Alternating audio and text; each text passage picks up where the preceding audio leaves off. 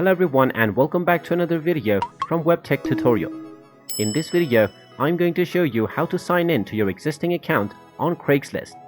So let's get started right away. First of all, open up your web browser and then in the address bar just type in craigslist.org and press enter. This will now take you into the official Craigslist website. Now in order to log into your existing account, click on the account option at the top right corner and you will be taken into the login portal. Now from here you can log into your existing account as well and also create a new account if you don't have one. Now just go ahead and type in your email address that you used to sign up while creating your account. Then just go ahead and type in your account password. Then just click on the login button and you will be logged into your Craigslist account.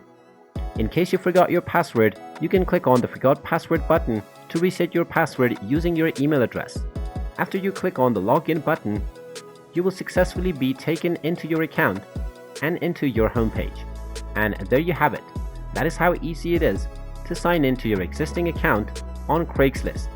If you find this video helpful, make sure you hit that like button and subscribe to our channel if you haven't done so already. Also ring that notification bell to never miss another update from us. Thank you for watching and I will see you again in the next video.